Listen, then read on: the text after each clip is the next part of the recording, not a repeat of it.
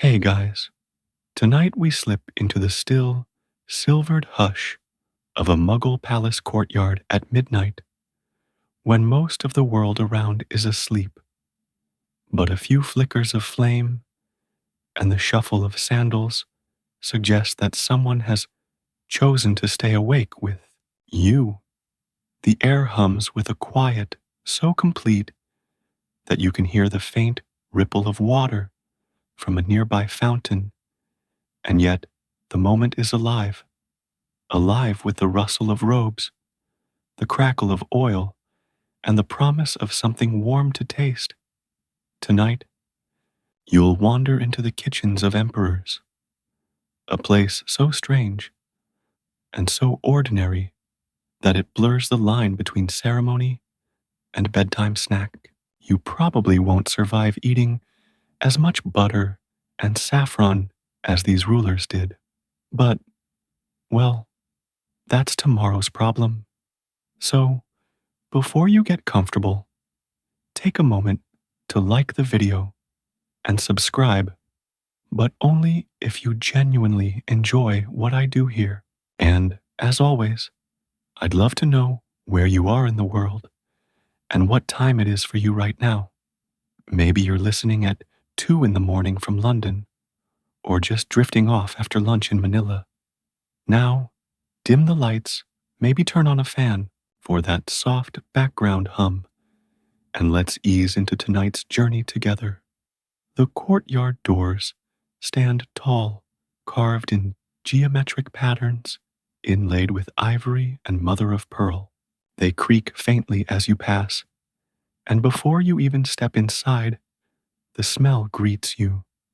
Something buttery, something toasted, a trace of cardamom heavy in the air. A bronze oil lamp flickers near the threshold, a guardian flame that has probably been lit and relit for centuries. You notice how its light shivers across the polished stone floor, a gentle stutter of gold against gray marble.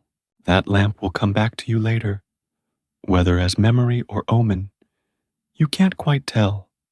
Cooks pad softly across the courtyard stones, moving like shadows themselves. Their voices are hushed, so hushed that you almost think you're dreaming. Them, a phrase in Persian here, a whispered joke in Hindavi there.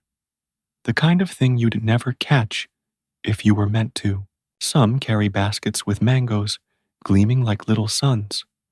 Others balance trays of spice jars that clink softly, a lullaby in porcelain. The air feels suspended, as if time itself slows its stride, letting you catch up to a moment that history usually rushes past. The emperor is not here, at least not yet. He has ordered something to soothe him before sleep. But in the Mughal world, a soothing snack might still involve 20 people, 5 fires, and 3 competing theories about how saffron should be measured. You watch as one cook stirs a pot with a wooden ladle almost taller than himself, the milk inside glowing faintly in the lamplight. The sound of it bubbling is comforting, steady, like a heart murmuring against your ear. He looks up once, meets your gaze with sleepy eyes, then nods as though you've always belonged in this kitchen. You can't help but imagine how many nights like this stretched across the centuries.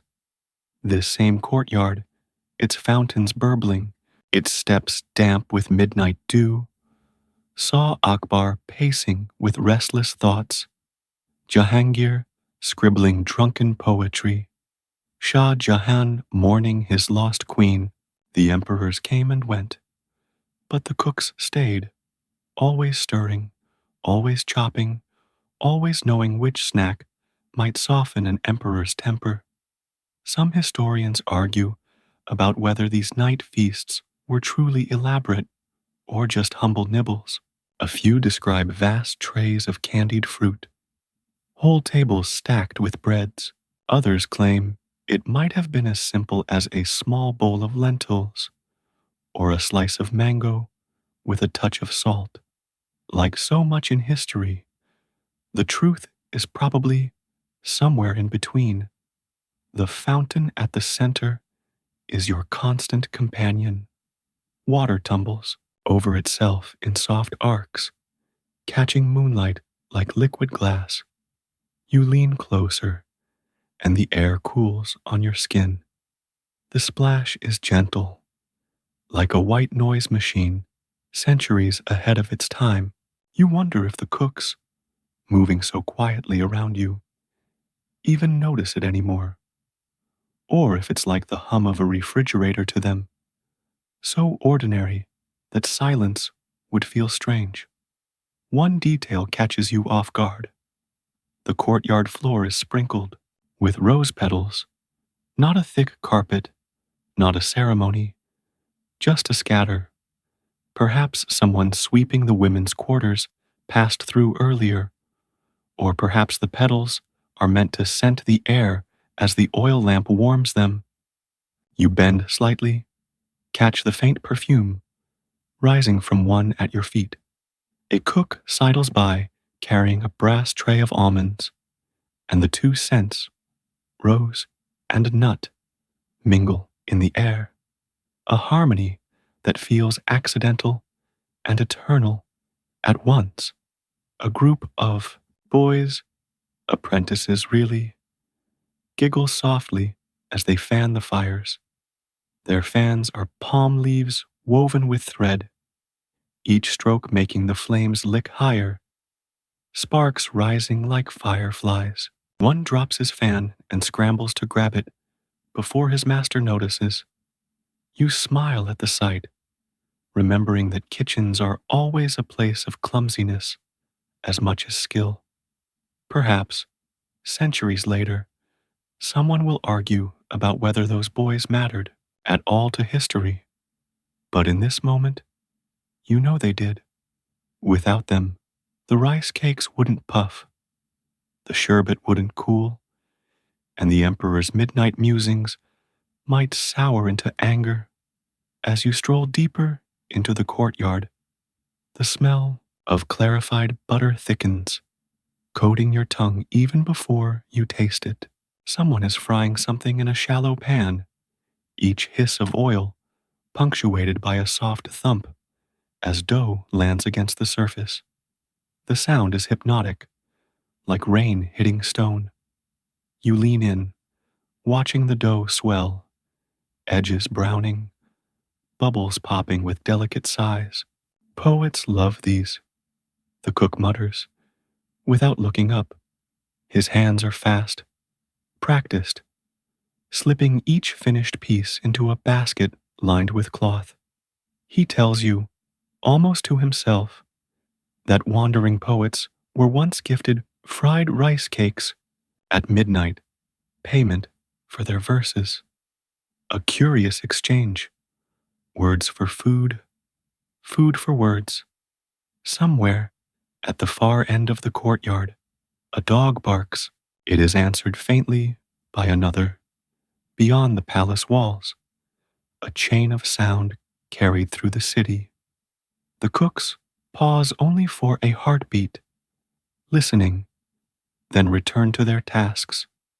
You realize how porous the palace is, how even the emperor's midnight feast connects to the humbler noises of the city. Maybe that's what makes this night feel real, not gilded. The blend of royal and ordinary. The bronze lamp near the kitchen door still flickers. Its flame grows low, then recovers, as if it, too, is drowsing. You mark it in your mind, knowing it will come back to you later, just as the cooks mark their recipes, not in books, but in memory, in taste, in whispers carried from teacher to apprentice. And as you breathe in the mingled scents of milk, saffron, rose, butter, and smoke, you realize that the palace courtyard is less a place of grandeur than a cradle for emperors who needed their midnight comforts, and for you now, who might find your own sleep in their forgotten snacks. The lamp flickers once more as you step beyond the courtyard into a quieter annex, a place reserved for subtler work. The air shifts here. Gone is the heavy perfume of butter and frying oil. Instead, there's a sweetness that hangs in delicate threads, tugging at your nose before you can even place it. A servant bends over a low copper pot, stirring steadily with a long wooden spoon. The liquid glows faintly golden in the lamplight. You recognize saffron, the most precious spice of them all, threads like crimson silk disappearing into the frothy milk. The servant looks up at you and chuckles softly, almost as if he expected your curiosity. This, he whispers, is for sleep, for rest, for dreams that are not too heavy. He lifts the spoon, lets the milk drip back into the pot, each drop releasing a faint puff of steam that smells of hay, honey, and something both soothing and oddly exotic. You imagine for a moment how many emperors drifted into slumber with this same scent curled under their nose. In Mughal lore, saffron milk was more than a drink. It was medicine, luxury, and ritual in one. Some chroniclers claim emperors drank it to calm fiery tempers, others that it cooled the body in the heat of northern Indian summers. A few even argue it kept nightmares at bay, though historians debate whether that belief was Persian in origin or Indian. Either way, the idea that milk could steady the mind was a comfort centuries before warm milk became a Western grandmother's cure for insomnia. You realize that sometimes the human urge for a bedtime drink transcends cultures. The smell here grows thicker as another cook pinches cardamom pods open, the tiny seeds snapping softly under his thumb. He drops them into the pot, where they vanish in a hiss. Cardamom's perfume rises immediately, sharp yet sweet, as though ginger and flowers agreed to share the same breath. You lean close to the pot, the steam curling over your face. For a second, it feels like a balm settling on your skin, smoothing lines you didn't know were there. The servant reaches for a clay cup resting nearby, its rim stained a faint yellow from countless servings before. He pours a ladleful, careful not to spill, and gestures for you to hold it. The clay is rough beneath your fingers, still warm from the kiln, grounding you in the moment. You bring the cup close. The scent is intoxicating now, as though the courtyard itself has been reduced into liquid. Flowers, earth, smoke, and comfort. You sip. The milk is thick, almost creamy, with threads of saffron catching on your tongue, like whispers of silk. Somewhere behind you, apprentices chatter softly about whether the milk should be sweeter. One insists honey is best. Another argues for sugar brought from Bengal, while a third shyly mentions jaggery, dark, earthy, with a tang that lingers. They laugh, each defending their taste, as though the fate of the empire depends on it. Perhaps it did, in small ways. After all, emperors were human too, prone to moods that a spoonful of sweetness could tilt one way or another. As you sip, your mind drifts to the stories carried with these cups. In some accounts, Royal physicians prescribed saffron milk for melancholy.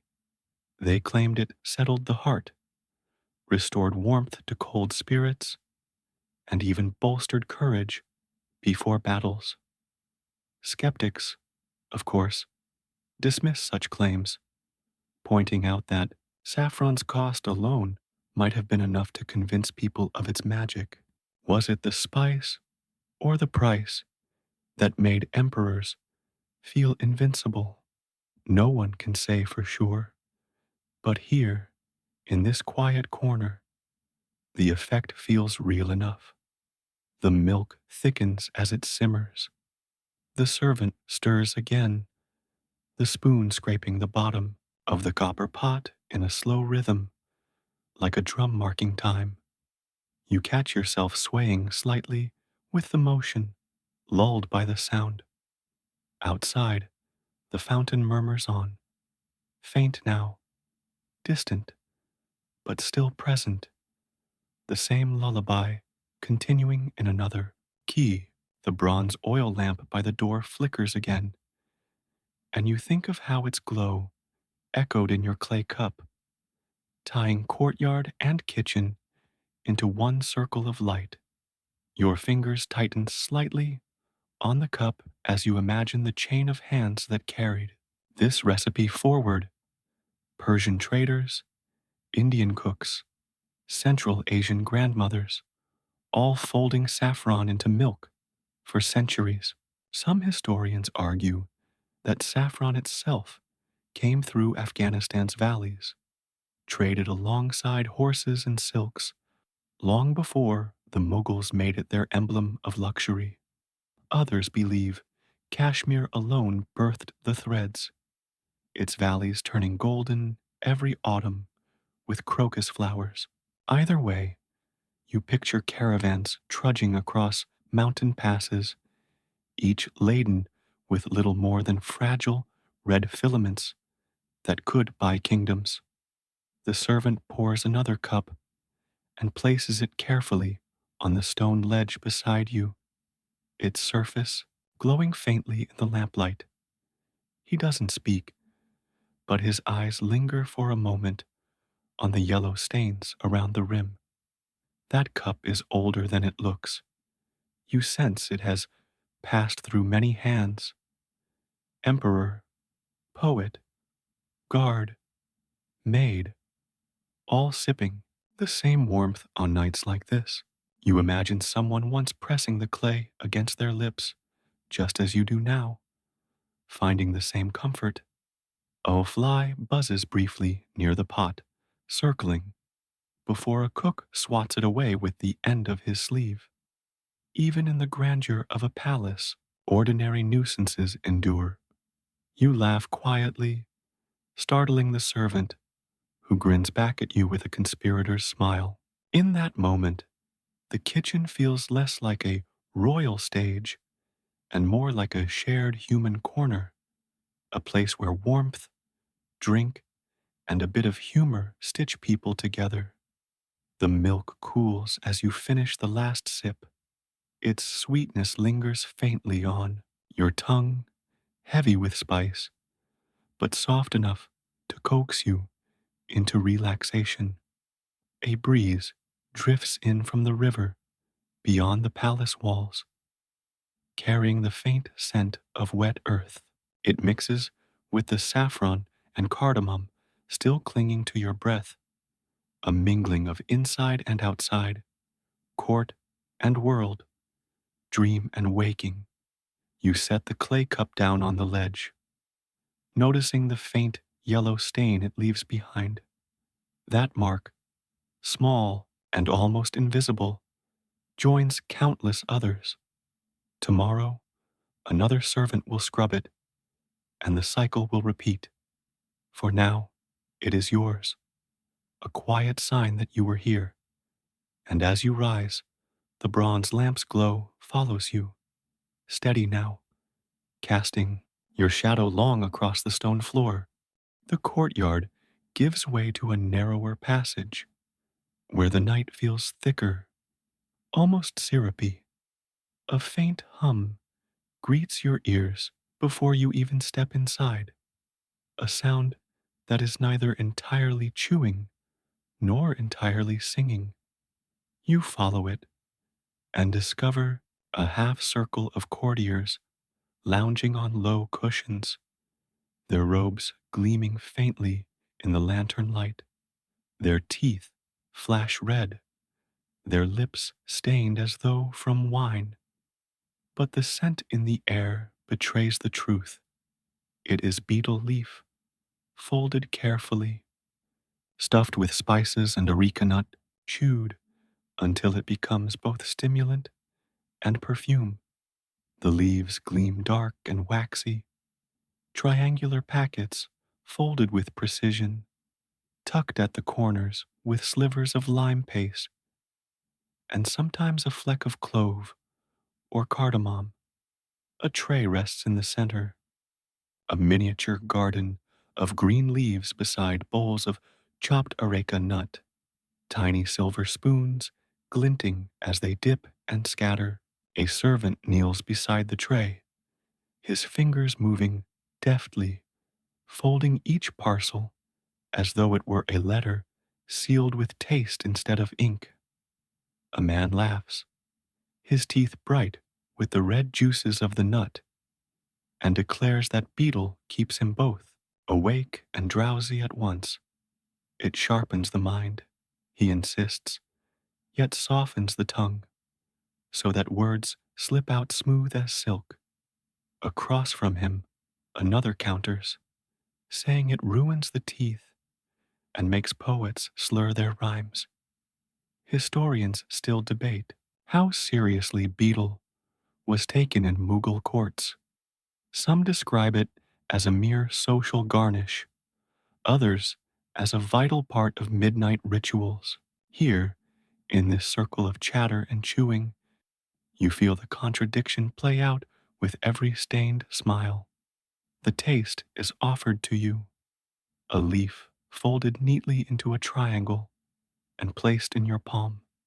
You bring it close, smell the sharp, almost peppery scent of areca nut mixed with the faint sweetness of fennel seeds. When you bite down, your mouth floods with bitterness first, then heat, then a curious sweetness that lingers like licorice. It isn't exactly pleasant, but it is compelling. The kind of taste that makes you chase another bite just to understand it better. Your tongue tingles, your lips numb faintly, and the red juice paints your fingertips. You glance down.